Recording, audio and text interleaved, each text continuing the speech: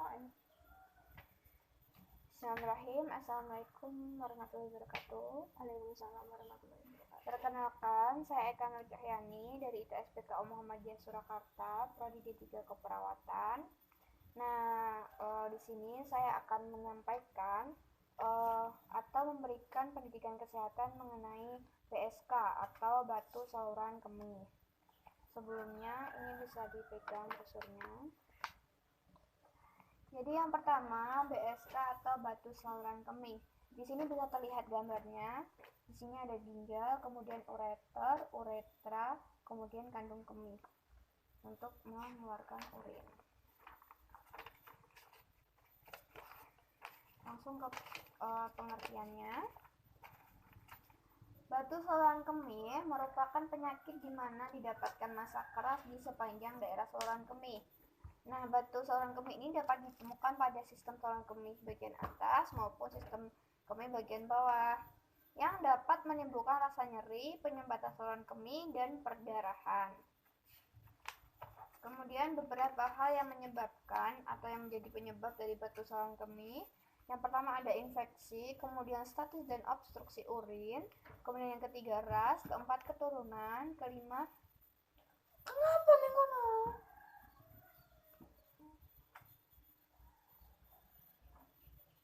Marah baik marah Ben. Kemudian yang kelima ada asupan air minum yang kurang. Ketujuh, terlalu sering menahan pipis. Yang ketujuh, riwayat BPH. BPH itu kelenjar prostat. Riwayat pernah memiliki penyakit prostat, maka bisa juga terjadi BSK atau BSK. Nah, ada juga tanda dan gejalanya. Antara yang pertama, nyeri perut bagian bawah. Kedua, nyeri pada pinggang. Ketiga, hematuria, di mana urin bercampur dengan darah. Yang keempat, ada mual dan muntah. Kelima, distensi vesika urinaria. Nah, jadi vesika urinaria itu tempat penampungan urin sebelum dia dikeluarkan. Distensi itu mengalami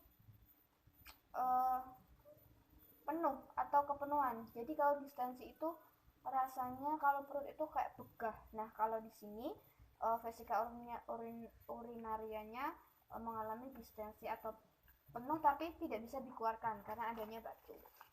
Kemudian penata laksanaannya, yang pertama ada medikamentosa. Ini ada terapi obat yang ditujukan untuk batu yang ukurannya kurang dari 5 mm, sehingga batu diharapkan dapat keluar dengan spontan. Nah, tujuan terapi ini untuk mengurangi nyeri, muntah, dan juga memperlancar aliran urin. Yang kedua ada ESWL atau extracorporeal shock lithotripsy. Nah, alat ESWL ini adalah alat pemecah batu ginjal, batu ureter, proksimal, ataupun batu buli-buli tanpa melalui tindakan invasif atau pembedahan dan juga tanpa pembiusan. Jadi kayak gini alatnya. Jadi nanti pasiennya ditidurkan di meja atau di bednya. Nah, nanti ini alatnya. Nah, ini tidak melalui pembedahan, tidak dibius, jadi nanti akan dipasangkan di alat ini. Batu dipecah menjadi fragmen kecil. Yang tadinya batunya besar nanti dipecah menjadi kecil sehingga mudah dikeluarkan. Nah, ESWL ini terbatas penggunaannya, tergantung pada ukuran dan juga lokasi batu. Batu yang berukuran lebih dari 1,5 mm atau beralokasi di bagian bawah dari ginjal, ini akan lebih sulit dikeluarkan dengan ESWL. Jadi batu yang berada di bawah ginjal itu kan akan tertutup ginjal, jadi akan lebih sulit menggunakan alat ini, maka harus menggunakan terapi atau penata laksaan yang lain. Kemudian di sini ada endurologi. Nah, tindakan ini merupakan tindakan invasif untuk mengeluarkan batu saluran kemih dengan alat yang dimasukkan secara langsung ke dalam saluran kemih. Alat ini dimasukkan melalui uretra. Beberapa tindakan endurologi sebagai berikut. Nah, jadi alatnya seperti ini. Kalau bisa dilihat seperti gunting. Nanti ini ujungnya ini akan dimasukkan melalui saluran kemih, melalui secara langsung. Kemudian nanti akan digunakan untuk memecahkan batu saluran kemih. Yang pertama di sini ada PNL atau percutaneous nephrolithopaxy. Jadi ini mengeluarkan batu yang berada dalam saluran ginjal atau kemih dengan cara memasukkan alat endoskopi ke dalam sistem kalises. Kemudian ada litotripsi. Ini untuk memecahkan batu buli-buli atau batu uretra dengan memasukkan alat pemecah batu. Nah, alat pemecah batunya ini disebut litotriptor. Nah, ini ke dalam buli-buli pemecahan batu dikeluarkan dengan evakuator elik. Nanti ada alat dan juga untuk mengeluarkannya. Kemudian ureteroskopi, ini alat yang digunakan untuk melihat keadaan ureter atau sistem perkemihan begitu dengan memakai energi tertentu. Nah, batu yang berada di dalam ureter ini akan dapat dipecah melalui tuntunan ureteroskopi. Jadi nanti ya, ini seperti ada kameranya, nanti akan dipantau melalui monitor. Jadi ini sudah dijelaskan, ini ada urutan ABC-nya. Saya akan jelaskan. Nah, yang pertama ini alatnya masuk akan tampil di monitor seperti ini. Jadi saluran kemihnya nanti akan tertutup oleh batu. Nah, kemudian yang B ini, yang C, nah ini sudah mulai dipecahkan dengan energi atau dengan alat tertentu. Jadi alat yang dimasukkan tadi bisa memecahkan batu secara sedikit demi sedikit. Kemudian ini, nah hingga akhirnya salurannya bersih. Ini akan keluar bersama urin. Kemudian ada penata laksaan keperawatannya, ada menerapkan terapi diet dan juga herbal. Nah, sekarang banyak sekali orang-orang menggunakan terapi alternatif atau herbal. Nah, batu saluran kemih atau BSK ini sudah ada beberapa tanaman sebenarnya, tapi salah satunya adalah tanaman seledri. Jadi terapi pengobatan batu saluran kemih ini dapat dilakukan dengan tanaman herbal. Nah, salah satunya adalah tanaman seledri. Seledri sering digunakan sebagai penyedap rasa atau bahan campuran makanan, jadi sudah tidak asing lagi bagi masyarakat. Nah, seledri ini memiliki keunggulan dibandingkan tanaman-tanaman lain yang mungkin juga bisa memecahkan batu saluran kemih. Kita kenal dulu apa itu seledri. Seledri atau nama lainnya Apium graveolens telah direkomendasikan oleh 18 dari 19 orang herbalis asal Iran sebagai tanaman obat anti kalkuli. Nah, efektivitasnya seledri ini dalam pengobatan ini dapat diamati melalui aktivitas senyawa kimia yang terkandung di dalamnya. Kalium dapat memisahkan ikatan antara kalsium dengan oksalat atau fosfat. Jadi, seledri ini mengandung yang namanya kalium. Nah, kalium dalam seledri ini memisahkan antara kalsium dan oksalat atau fosfat. Kan batu itu terbentuk dari beberapa senyawa, ada kalsium, oksalat, dan juga fosfat. Ini bergabung sehingga menjadi batu.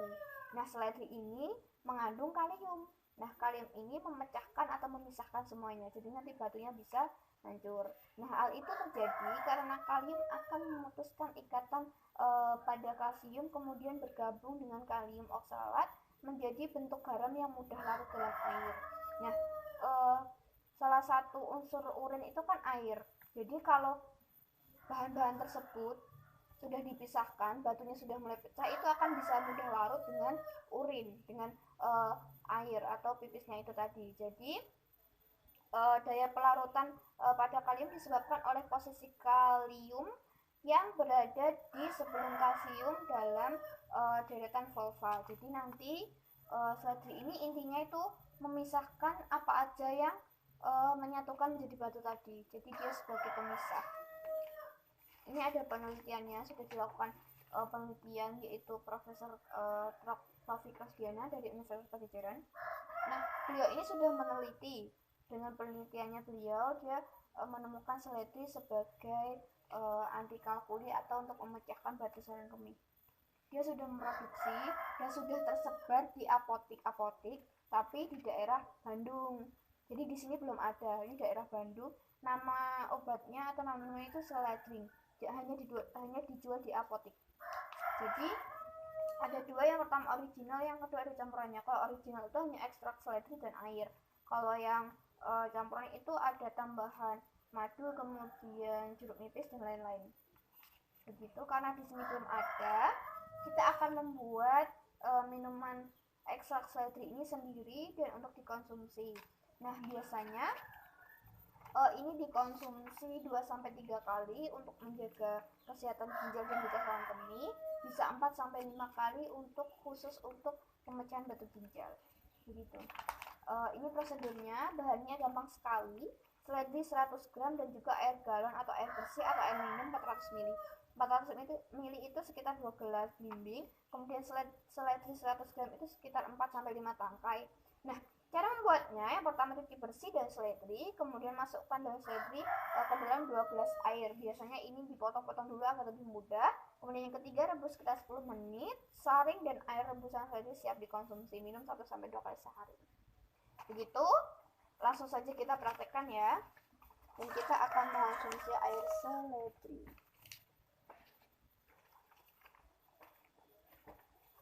Yang pertama, di sini kita akan menyiapkan sebuah panci untuk merebus. Karena ini direbus, jadi menggunakan panci, jangan wajan. Kemudian di sini ada seledrinya 100 gram atau biasa dengan 4-5 tangkai. Di sini saya menggunakan 4 tangkai. Kita potong-potong dulu, tapi karena iya kita kemudian bisa dipegang dulu. Iya. Kemudian kita akan menggunakan air minum atau air bersih sebanyak 2 gelas atau 400 ml. Kita masukkan.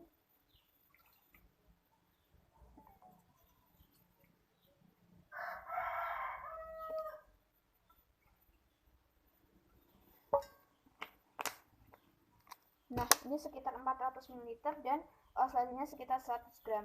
Ini nanti langsung ditaruh di atas kompor untuk dimasak selama 10 menit. Nanti akan terjadi perubahan warna pada airnya.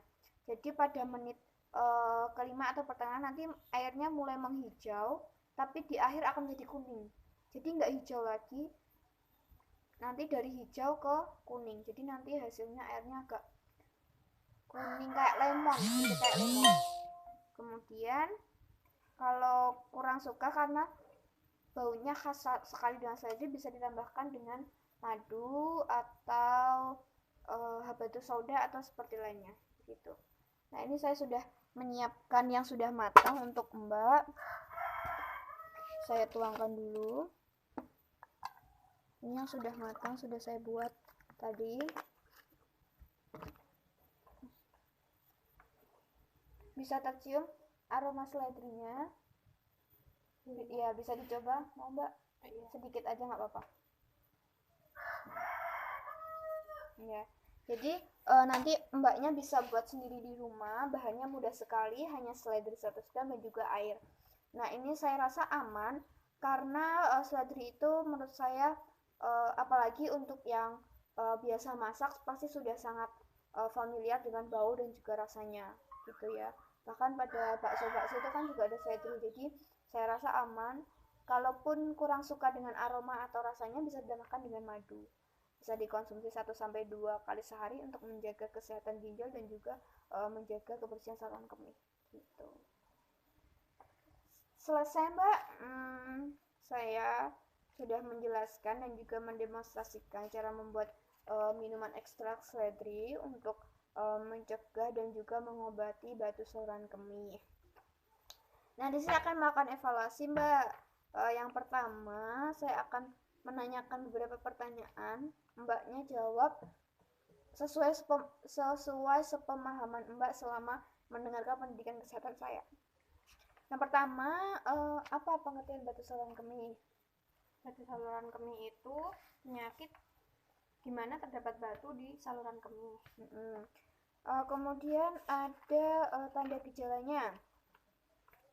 Tanda gejalanya itu nyeri perut di bagian bawah, terus nyeri pinggang, terus hematuria, dan mual muntah. Itu setahu saya. Terus penyebabnya apa aja? Nah, saluran kemih kan ada juga tuh beberapa penyebabnya. Apa aja Mbak penyebabnya? Itu karena infeksi, bisa karena ras, keturunan, terus statis dan obstruksi urin, asupan air yang kurang, terus sering menahan pipis, Iya. dan riwayat BPH. BPH itu apa? Lupa. BPH itu prostat. Jadi Oh, orang iya. dengan pernah memiliki penyakit atau riwayat BPH, kelenjar prostat, itu akan cenderung mungkin lebih beresiko atau mungkin juga bisa menyebabkan batu saluran kemih. Gitu, saya rasa Mbaknya sudah paham. Ini brosurnya boleh disimpan untuk baca-baca. Terima kasih. Ya, saya berterima kasih karena Mbak sudah meluangkan waktunya untuk saya.